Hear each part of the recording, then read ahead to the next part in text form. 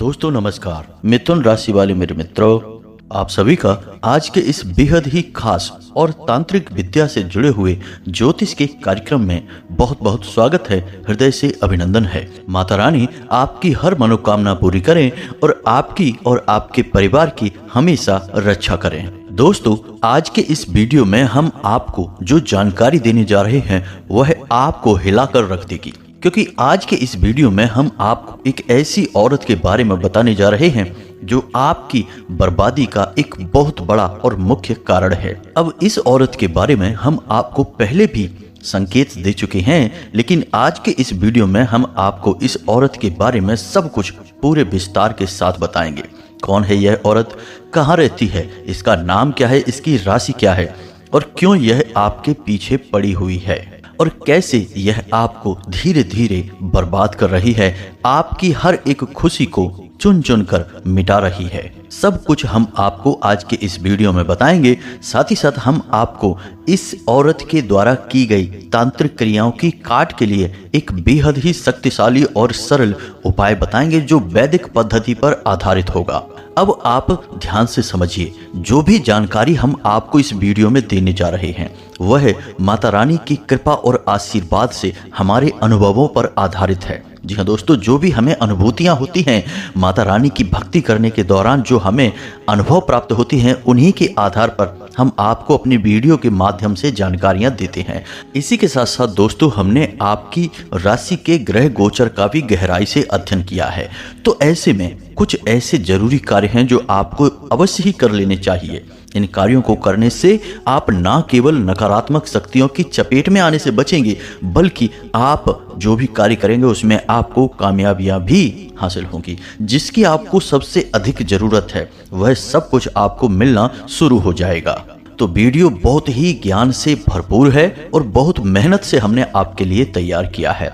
अब जिन लोगों के मन में माता रानी के लिए गहरा विश्वास है, उन लोगों के लिए इस वीडियो में एक बहुत बड़ा खजाना है। जी हाँ दोस्तों, माता रानी को सिद्ध करने का एक बहुत ही सरल उपाय है, बहुत ही सरल विधि है, जिसे हमारे प्राचीन ऋषि मुनियों ने ऐसे साधकों के लिए बनाया था जो गृहस्थ जीवन में जी रहे हैं, जिनके पास समय का बहुत अभाव है और जिन्हें वैदिक मंत्रों और विधि विधानों का पूरा ज्ञान नहीं होता है। तो ऐसे में वे लोग कैसे माता की सिद्धि हासिल करेंगे, माता की पूरी कृपा हासिल करेंगे और माता कैसे 24 घंटे उनके साथ रहेंगी, इसके लिए भी एक बहुत ही सरल विधि प्राचीन काल में हमारे ऋषि मुनियों ने बनाई थी। तो आज हम आपको वह विधि भी इस वीडियो के माध्यम से बताने जा रहे हैं। दोस्तों, यकीन मानिए कि यह वीडियो स्वयं माता रानी का एक आशीर्वाद है और खुद माता रानी आपको यह ज्ञान देना चाह रही हैं। हम तो एक छोटे से दास हैं, केवल माध्यम मात्र हैं। शब्द तो माता रानी के हैं, कृपा तो उनकी ही है। इसलिए पूरे भाव के साथ इस वीडियो को देखें, बिल्कुल भी इस वीडियो को बीच में ना छोड़ें। यदि आपने इस वीडियो को बीच में छोड़ दिया तो निश्चित ही यह आपकी एक बहुत बड़ी गलती होगी। कई बार आपने छोटी छोटी गलतियां की हैं जिनकी आपने बहुत बड़ी कीमतें चुकाई हैं। ऐसा नहीं है कि आपको इन गलतियों के बारे में पता ही नहीं चलता है, लेकिन जब तक पता चलता है तब तक बहुत देर हो जाती है। फिर चाहे वे आपके काम धंधे व्यापार से जुड़े हुए फैसले हों, घर परिवार में लोगों के साथ किया गया बर्ताव हो, हर जगह आप कहीं ना कहीं छोटी छोटी गलतियां कर ही जाते हैं और बाद में फिर पछताने के अलावा कुछ भी आपके हाथों में नहीं बचता है। तो अब कोई गलती मत करना, बस इस वीडियो को पूरा देखना। आपका जीवन निश्चित तौर पर बदलेगा, इस बात की हम गारंटी देते हैं। तो चलिए दोस्तों, माता रानी का नाम लेकर आज के इस वीडियो की शुरुआत करते हैं। लेकिन इससे पहले आपसे एक निवेदन है कि कमेंट में पूरे भाव के साथ, पूरी भक्ति के साथ माता रानी को हृदय से याद करते हुए जय मां भद्रकाली कृपा करो अवश्य लिखना। एक बार नहीं, 3 बार लिखना। माता रानी दौड़ी चली आएंगी और आपके जीवन का उद्धार कर देंगी, हमें पूरा विश्वास है। साथ ही साथ दोस्तों, अपना नाम और स्थान लिखना बिल्कुल भी ना भूलें। माता रानी के आशीर्वाद से आपको उनकी पूरी कृपा प्राप्त होगी। यह दास आपके नाम से शनिवार के हवन में आहुतियां करवा देगा। बाकी फिर माता रानी स्वयं जाने कि उन्हें क्या करना है, आपकी जिंदगी को कैसे बदलना है। साथ ही साथ दोस्तों, आपसे एक छोटा सा निवेदन और है कि यदि आप चैनल पर पहली बार आए हैं तो चैनल को सब्सक्राइब करके बगल में जो घंटी का निशान है उसे भी अवश्य ही दबा दें। इससे हमारा मनोबल बढ़ता है और यह बिल्कुल ही फ्री है दोस्तों। इससे हमें मानसिक बल प्राप्त होगा। नई ऊर्जा के साथ हम आपके लिए ऐसे ही बेहतरीन ज्ञान के खजाने लेकर आते रहेंगे दोस्तों। तो चलिए जल्दी से चैनल को सब्सक्राइब करिए, फिर आगे बढ़ते हैं। दोस्तों, यह औरत ऐसी औरत है जिसने पहले भी आपके जीवन में बाधाएं उत्पन्न की हैं। कई बार इसने आपके जीवन को मृत्यु के दरवाजे तक पहुंचा दिया है।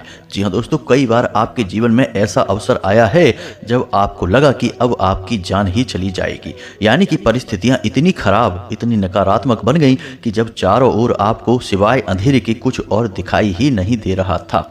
फिर ईश्वर की कृपा कहें, माता रानी का आशीर्वाद कहें कि आप जैसे तैसे उन परिस्थितियों को पार करके बाहर अवश्य ही निकल आए हैं। इसमें आपके पुण्य कर्म और आपकी सच्ची भावना भी शामिल है दोस्तों, जिसने आपको बचाया है। हम पहले भी आपको कई बार यह बता चुके हैं, फिर बता रहे हैं कि आपकी राशि के जातक जो हैं वे ईश्वर को बहुत प्रिय होते हैं, क्योंकि आपके अंदर जो भाव है, जो शुद्धता है, हृदय की पवित्रता है, वह किसी और इंसान के अंदर आसानी से देखने को नहीं मिलती है।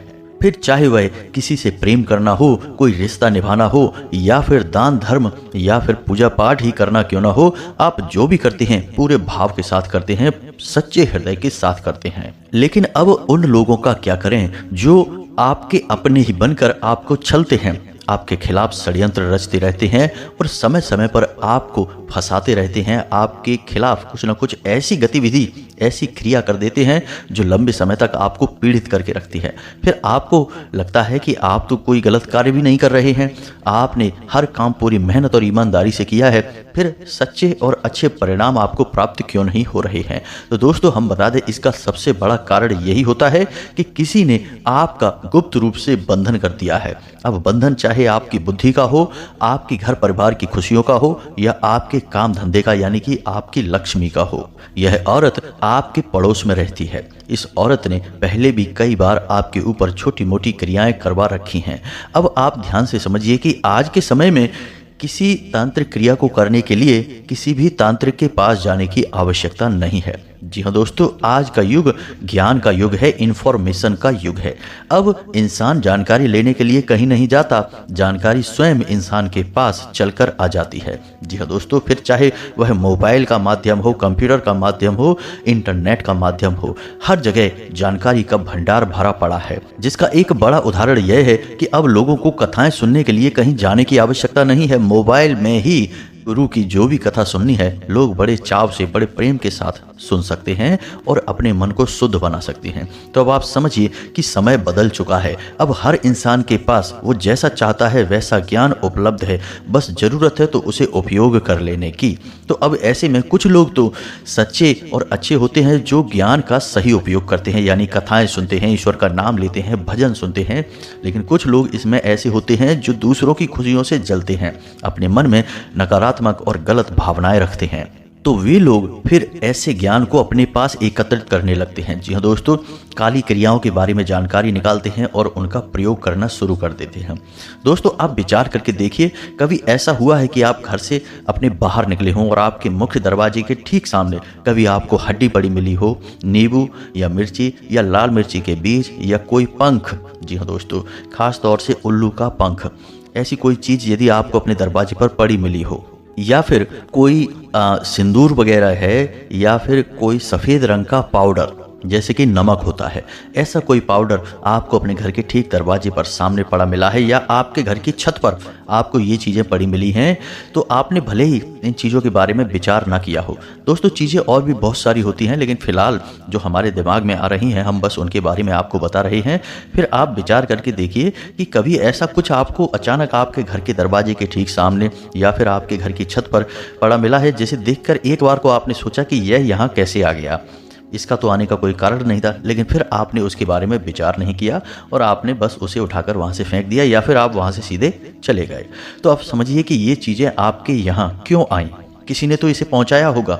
किसी ने तो इन्हें डाला होगा, अपने आप तो आ नहीं सकती हैं। तो जिसने डाला है उसने क्या सोचकर इन चीज़ों को आपके घर के सामने या आपके घर की छत पर डाला है। अब यह विचार करने का विषय है दोस्तों। लोग नकारात्मक गतिविधियों को चुपचाप अंजाम देते हैं रात को 12 बजे या फिर किसी ऐसे समय पर जब कोई भी देख ना रहा हो। खास तौर से आधी रात के बाद ही ऐसी गतिविधियां की जाती हैं, तभी तो किसी को पता नहीं चलता है। दूसरे दिन अचानक दरवाजा खोला तो सामने कुछ दिखाई देता है पड़ा हुआ। अब अनजाने में लोग इन सब बातों की अनदेखी कर देते हैं, लेकिन धीरे धीरे उनकी बर्बादी शुरू हो जाती है। कभी कभी ऐसा होता है कि आपके पुरखे पूर्वज आपसे प्रसन्न हैं, आपकी कुल देवी या देवता का साथ है आपके साथ, या फिर आपके पुण्य कर्म बहुत अधिक प्रबल हैं, तो इन शक्तियों का आपके ऊपर प्रभाव कम पड़ता है या फिर ना भी पड़ता हो, लेकिन ज़्यादा समय तक आप बच नहीं सकते हैं। जी हाँ दोस्तों, जैसे जैसे ये काली क्रियाएं आपको घेरती चली जाएंगी, आपके आसपास जो सकारात्मक ऊर्जा का वातावरण है वह धीरे धीरे छिन्न भिन्न होना शुरू हो जाएगा। जी हाँ दोस्तों, अब काली क्रियाओं का सीधा संबंध 2-3 ग्रहों से होता है दोस्तों, जिसमें राहु और केतु सबसे ऊपर होते हैं। शनि और शुक्र भी खराब होने लगते हैं। तो दोस्तों, जैसे ही किसी ने आपके ऊपर काली क्रिया की, तांत्रिक क्रिया की, वैसे ही आपका राहु नकारात्मक हो जाता है, आपके ऊपर दुष्परिणाम देने लगता है। तो इससे आपकी बुद्धि क्षीण होने लगती है, नकारात्मक कार्यों में आपकी रुचि बढ़ने लगती है, और जब आप खुद ही नकारात्मक कार्यों की तरफ आगे बढ़ने लगते हैं तो फिर देवी देवताओं की शक्ति आपसे दूर होने लगती है। इसीलिए तो दोस्तों यह कहावत बनी है कि विनाश काले विपरीत बुद्धि। जी हाँ दोस्तों, किसी ने कोई तांत्रिक क्रिया कर दी, आपके ऊपर टोना टोट का उपाय कर दिया, तो आपकी बुद्धि परिवर्तित हो जाएगी। अचानक आपको नकारात्मक गलत कार्यों में मजा आने लगेगा, आपका इंटरेस्ट बढ़ जाएगा। अब इससे यह होगा कि आपकी विपरीत बुद्धि हो गई, क्योंकि आपका समय खराब होना है। अब देवी देवता आपके साथ नहीं रहेंगे, आपका धार्मिक कार्यों में, अच्छे कार्यों में मन नहीं लगेगा। तो जब देवी देवता आपके साथ नहीं रहेंगे, सकारात्मक ऊर्जाएं आपका साथ नहीं देंगी, तो ऐसे में आपको बर्बाद कर पाना बहुत आसान हो जाएगा। अब कहने का मतलब यह है कि राहु आपके लिए नकारात्मक परिणाम देगा और आपकी बर्बादी की कहानी शुरू हो जाएगी। तो उम्मीद है दोस्तों कि आप समझ गए होंगे कि जो छोटी छोटी तांत्रिक क्रियाएं होती हैं वे कैसे कार्य करती हैं। वे आपकी ग्रहों को, यानी आपके राहु और केतु को खराब करना शुरू कर देती हैं। फिर शुक्र और शनि भी नकारात्मक होने लगते हैं। धीरे धीरे सारे ग्रह आपके लिए नकारात्मक परिणाम देना शुरू कर देते हैं। उसे ही कहते हैं विनाश काल। तो अब ध्यान से समझिए, जो हम आपको बता रहे हैं वह बेहद ही खास है। 2-4 दिन के अंतर में आपको ऐसी कोई चीज अपने घर के दरवाजे पर या आपके कार्यस्थल पर या फिर आपकी घर की छत पर पड़ी हुई मिली है या नहीं। यदि नहीं मिली है तो निश्चित तौर पर आपको दिखाई देगी ऐसी कोई चीज। जी हाँ दोस्तों, क्योंकि यह औरत अब फिर से आपके ऊपर एक क्रिया करना चाहती है। इसने मन बना लिया है, अब यह आपकी बर्बादी की कहानी लिखने वाली है। क्योंकि दोस्तों, हम आपको बता दें कि इस समय आपका जीवन सामान्य चल रहा है। अब आपके जीवन में कोई खास परेशानियां हैं नहीं। छोटी मोटी जो परेशानियां हैं उनका समाधान आप आसानी से निकाल पाएंगे, लेकिन कोई भी ऐसी बड़ी अड़चन, कोई बड़ी बाधा आपके जीवन में है नहीं। तो अब ऐसे में जो आपसे जलते हैं, जो आपकी खुशियां देख नहीं पाते हैं, आपके चेहरे पर मुस्कुराहट नहीं देख सकते हैं, उन लोगों के सीने पर सांप लौट रहे हैं। अब आपकी कुछ छोटी मोटी आदतें भी ऐसी हैं कि आप कभी कभी दिखावेबाजी के चक्कर में ज़्यादा बोल जाते हैं या बड़ी बड़ी बातें कह जाते हैं या फिर थोड़ी बहुत दिखावेबाजी भी कर लेते हैं। इसकी वजह से लोगों का ध्यान आपकी ओर आकर्षित हो जाता है। और आप समझिए कि राशि चक्र में केवल एकमात्र आपकी ऐसी राशि है या आप एक ऐसे इंसान हैं जिससे हमेशा लोग जलते हैं। फिर चाहे आपकी परिस्थितियां कैसी ही क्यों ना हो, आप अच्छी या बुरी कैसी भी परिस्थिति में हो, लेकिन लोग आपसे हमेशा जलेंगे। अब इसका कुछ कारण भी है। इसका सबसे बड़ा कारण यह है दोस्तों कि आप कभी भी रोते बिलखते नहीं हैं, गिड़गिड़ाते नहीं हैं और अपने आत्मसम्मान से कभी समझौता करते नहीं हैं। लोग देखते हैं कि आप कभी भी किसी के सामने झुकते नहीं हैं, हमेशा चेहरे पर मुस्कुराहट रखते हैं। तो उनको ऐसा लगता है जैसे आपके अंदर कुछ तो खास बात है, कुछ तो ऐसा है जो दूसरों से अलग है, और बस इसी वजह से उनके मन में आपके प्रति जलन की भावना आने लगती है। आपने कई बार ऐसा नोटिस भी किया होगा दोस्तों कि पता नहीं क्यों लोग आपके हमेशा खिलाफ ही बने रहते हैं। यानी कि आप अच्छी बात भी बोलेंगे तो उसे काटने की कोशिश करेंगे, निकलेंगे। आप किसी के साथ कुछ भी अच्छा करने की या कहने की कोशिश करेंगे तब भी उसके परिणाम बुरे ही निकलेंगे, यानी नकारात्मक ही निकलेंगे। और पीठ के पीछे खास तौर से लोग आपके बारे में बुराइयां करते पाए जाते हैं। कई बार तो ऐसे लोग भी आपकी पीठ के पीछे बुराइयां करते हैं जिनसे आप बहुत अधिक प्रेम करते हैं, जिनके लिए आपने बहुत कुछ अपने जीवन में किया है, यानी खुद बहुत बड़ा त्याग करके उनके जीवन को बनाया है। ऐसे लोग भी आपके समर्थन में नहीं रहते, पीठ के पीछे वो भी आपके बारे में बातें करते हैं, क्योंकि कहीं ना कहीं उनके मन में भी आपके लिए जलन का भाव रहता है। तो आप समझिए कि यह कितना खतरनाक विषय है। तो आपको क्या करना है दोस्तों, आपको सतर्क रहना है। जब भी कोई ऐसी चीज़ें आपको दिखाई दें तो आप समझिए कि आपके ऊपर क्रिया हो चुकी है।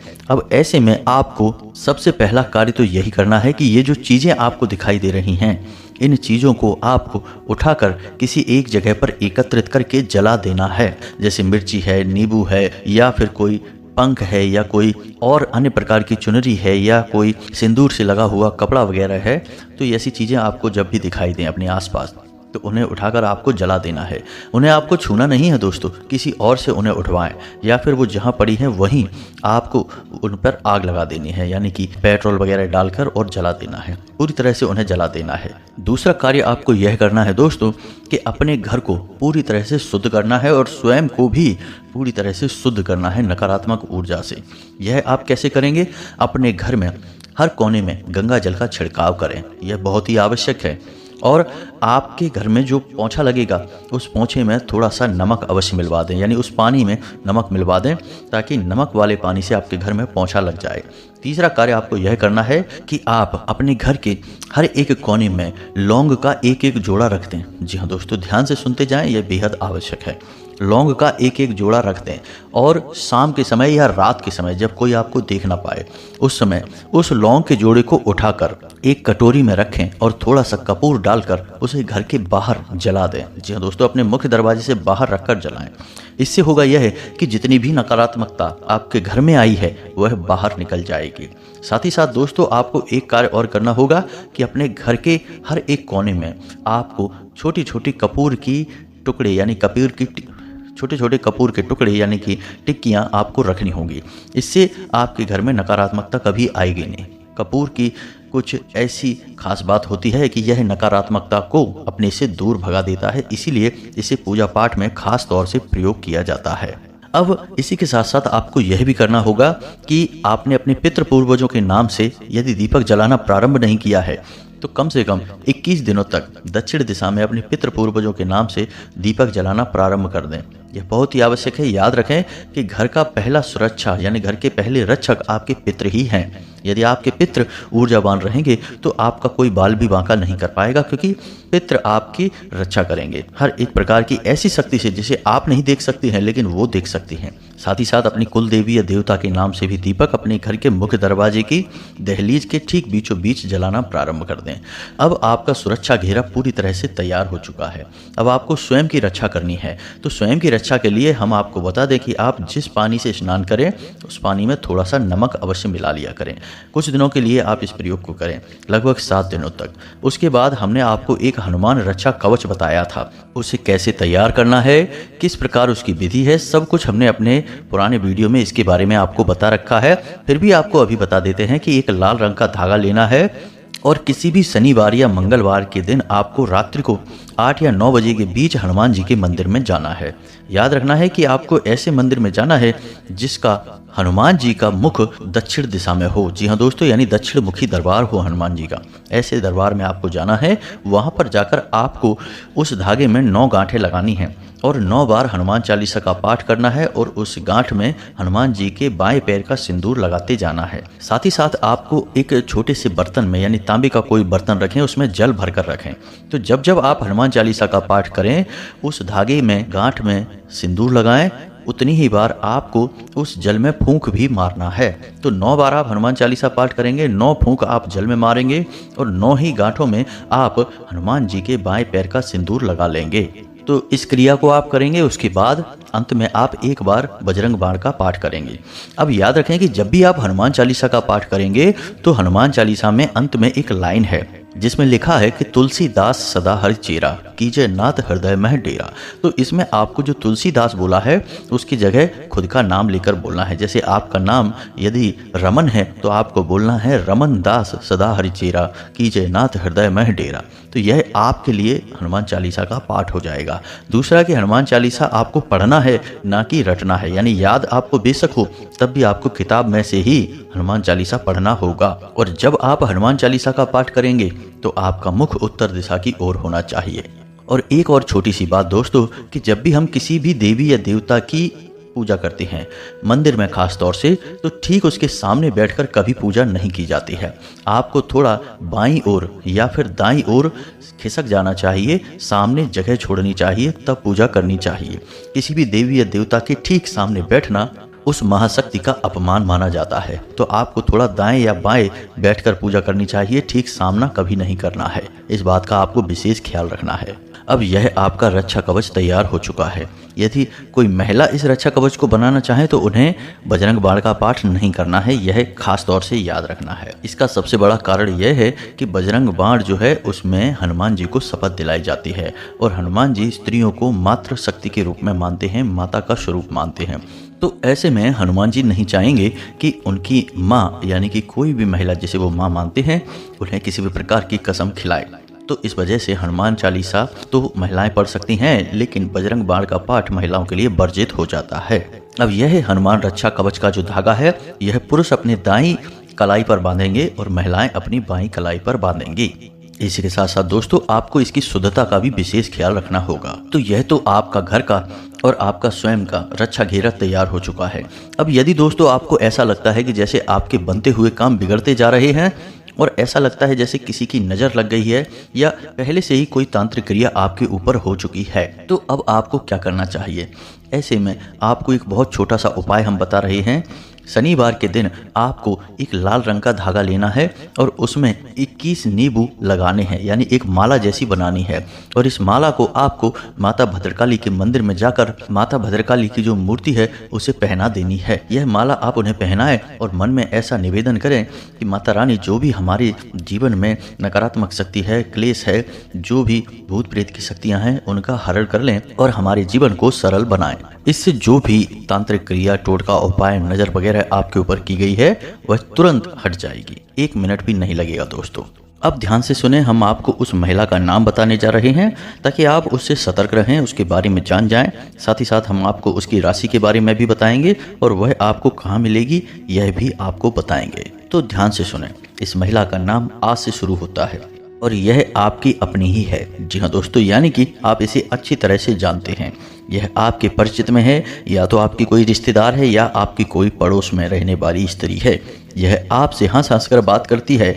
आपको ऐसा लगता है जैसे यह आपके बारे में अच्छा ही सोचती है, कभी आपका गलत नहीं कर सकती है, लेकिन अंदर ही अंदर इसका मन बहुत काला है और यह आपके खिलाफ षड्यंत्र रचती है, तांत्रिक क्रियाएं करती रहती है। और इनका प्रमाण है कि कई बार आपके जीवन में इसका प्रभाव देखा गया है।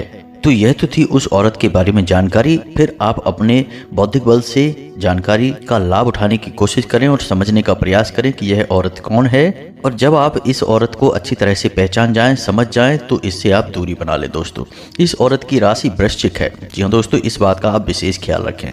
जी हाँ दोस्तों, तो अब इन सब बातों का, ज्ञान का आप अपने जीवन में उपयोग करें। अब हम आपको बताते हैं वह सरल विधि जो हमारे ऋषि मुनियों ने ऐसे साधकों के लिए बनाई थी जिन्हें शास्त्रीय पद्धतियों का कोई ज्ञान नहीं है और वे माता की शरण में जाना चाहते हैं, दैवी शक्तियों का साथ चाहते हैं। तो इस विधि का प्रयोग माता रानी को सिद्ध करने के लिए ही किया जाता है, क्योंकि मातृशक्ति हमेशा इंसान को घेर कर रखती है और बहुत जल्दी सिद्ध हो जाती है।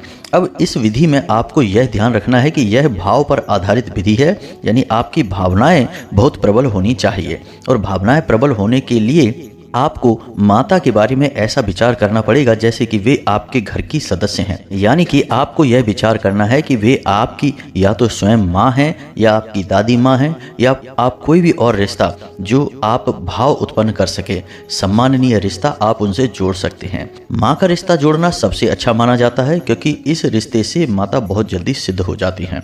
तो अब आपको अपने मन में यह विचार करना है और माता से इस प्रकार से मन ही मन बात करनी है जैसे आप अपनी माँ से करते हैं। अब आप अपने जीवन में कोई भी कार्य करने चलें, चाहे छोटा हो या बड़ा हो, अपनी माँ को याद करें और माँ से बोलें कि माँ, मैं यह कार्य करने जा रहा हूँ, आप देख लेना, अच्छा हो बुरा हो सब आपके ऊपर है, मुझे तो केवल आपके साथ की आवश्यकता है, आप मेरा साथ दें। इस तरह आप माँ को याद करके और कार्य करना प्रारंभ करें। अब आप भोजन करें तो उसमें भी यही बोलें कि माँ, मैं भोजन करने जा रहा हूँ, यह आपके लिए है, आपको समर्पित है। यानी कहने का मतलब यह है कि आप अपने जीवन की हर एक गतिविधि माता को समर्पित करें। यहाँ तक कि आप जब सोने जाएं तो मन में विचार करें कि माँ, मैं सोने जा रहा हूँ और मुझे उम्मीद है कि आप सपनों के माध्यम से मुझे दर्शन देंगी और अपनी कृपा मेरे ऊपर हमेशा बनाए रखेंगी। मैं आपका एक छोटा सा अबोध बालक हूँ, मुझे आपकी कृपा की बहुत अधिक आवश्यकता है। इस विधि को प्रसाद जीवनम विधि कहते हैं दोस्तों। अब इसमें साधक अपना पूरा जीवन देवी शक्ति को समर्पित कर देता है और ऐसे जीता है जैसे कि यह जीवन उसे प्रसाद स्वरूप में प्राप्त हुआ है, यानी देवी देवताओं का प्रसाद है। जैसे कि प्रसाद में देवी देवताओं की शक्ति और आशीर्वाद समाहित होती है, वैसे ही फिर साधक के जीवन के हर एक कार्य में देवी शक्तियों की ऊर्जा समाहित हो जाती है। जी हाँ दोस्तों, यह विधि वैसे तो सरल जान पड़ती है लेकिन थोड़ी कठिन भी है। शुरुआत में यह आपको थोड़ा अजीब भी लगेगा और कई बार आपको ऐसा लगेगा कि यह सब फालतू की बातें हैं, इन्हें छोड़ दीजिए। और कई बार ऐसा भी होगा कि आप इन सब चीज़ों को करना भूल ही जाएंगे। लेकिन दोस्तों, हम आपको बताएं कि आपको जब याद आ जाए तब आप इस विधि का प्रयोग करना शुरू कर दें। धीरे धीरे यह आपकी आदत बन जाएगी। फिर आपकी हर एक सांस और हर एक पल में दैवी शक्ति का वास हो जाएगा। और याद रखें कि शुरुआत में हर एक कार्य थोड़ा सा अजीब तो लगता ही है। फिर चाहे आप हनुमान चालीसा का पाठ ही नित्य पहली बार करना शुरू करें तब भी आपको वह भी अजीब लगेगा, क्योंकि थोड़ा सा हटकर यदि आप कुछ नया अपने जीवन में करेंगे तो अजीब लगना स्वाभाविक सी बात है। तो आप इस बात की परवाह ना करें और सच्चे मन से अपने भाव से माता को याद करते हुए हर एक कार्य को उन्हें समर्पित करते चले जाएं और आप देखेंगे कि धीरे धीरे आपके जीवन में हर एक नकारात्मकता दूर हटती चली जाएगी और आप जो भी कार्य करेंगे उसका परिणाम हमेशा अच्छा ही आएगा। और सबसे बड़ी बात दोस्तों कि आपका चित्त शुद्ध होता चला जाएगा, जिसकी कि आपको सबसे अधिक आवश्यकता है। और जैसे जैसे आपका अभ्यास बढ़ता जाएगा, आप यकीन मानिए कि फिर 24 घंटे माता रानी आपके साथ रहना शुरू हो जाएंगी और आपको इस बात का एहसास और संकेत भी मिलने शुरू हो जाएंगे। अब इस बात का एक प्रमाण है, एक कहानी है जिसे भोला राम वकील की कहानी कहा जाता है। दोस्तों, कहानी बहुत ही अच्छी है और हनुमान जी पर आधारित है। वे अपने हर कार्य को हनुमान जी को समर्पित कर दिया करते थे। एक दिन वे एक अपने बहुत जरूरी कार्य को करना भूल गए और हनुमान जी की पूजा में भक्ति में लीन थे, तो उनका वह कार्य स्वयं हनुमान जी करने चले गए। यह होती है इस उपाय की शक्ति, यानी कि यह विधि बहुत कारगर है, बहुत सरल है, लेकिन उनके लिए बनी है जिन्हें कोई भी वैदिक परंपरा का, वैदिक पद्धति का ज्ञान नहीं है, मंत्रों का ज्ञान नहीं है, विधि विधान का ज्ञान नहीं है। वे इस प्रकार से देवी देवताओं को सिद्ध कर सकते हैं। तो आप इस विधि का धीरे धीरे अभ्यास करना शुरू करिए। शुरुआत में थोड़ा सा अजीब जरूर लगेगा, लेकिन लगने दीजिए। आप अपने मार्ग पर डटे रहिए और धीरे धीरे आप देखेंगे कि आपका जीवन आपके हाथों से पूरी तरह से नियंत्रित होने लगा है। आपका हर कार्य सिद्ध होने लगा है, यहाँ तक कि कई छोटी मोटी सिद्धियां भी आपको हासिल होने लगेंगी। आपकी वाक सिद्धि हो जाएगी। सपनों के माध्यम से आपको भविष्य के भी दर्शन हो जाया करेंगे। भविष्य में होने वाली घटनाओं के बारे में आपको पूर्वाभास भी होने लगेंगे। बहुत कुछ आपको होने लगेगा दोस्तों। तो बस आप इसका अभ्यास करिए। हमें कमेंट करके बताइए कि आप कब से इस विधि का अभ्यास करना शुरू कर रहे हैं, और यदि आपको इस विधि के ऊपर और विस्तार से जानकारी चाहिए तो आप कमेंट करके बताइए। हम आपको इस विधि के बारे में विस्तार से जानकारी देंगे, एक वीडियो अलग से बना देंगे जिससे आपको सारी बातें अच्छी तरह से स्पष्ट हो जाएंगी। तो उम्मीद है कि जो जानकारी हमने आज के इस वीडियो में आपको दी है वह अच्छी तरह से आपको समझ में आ चुकी होगी। इसका प्रयोग करके आप अपने जीवन को खुद ही बदल डालेंगे। अब यदि कोई प्रश्न आपके मन में आता है तो बिना किसी चिंता के आप कमेंट में उस प्रश्न को लिखें। हम आपके प्रश्नों के जवाब देने की आपको पूरी कोशिश करेंगे। इसी के साथ साथ आज के इस वीडियो को विराम देते हैं। कमेंट में पूरे भक्ति भाव के साथ, जैसे एक बालक माँ को याद करता है वैसे ही याद करते हुए जय माँ भद्रकाली कृपा करो एक बार नहीं 3 बार लिखना। साथ ही साथ यदि वीडियो पसंद आया है तो इसे लाइक भी कर देना। चैनल पर पहली बार आए हैं तो सब्सक्राइब करके बगल में जो घंटी का निशान है उसे भी दबा देना। मिलते हैं अगले ज्ञानवर्धक वीडियो में, तब तक के लिए धन्यवाद। जय माता की।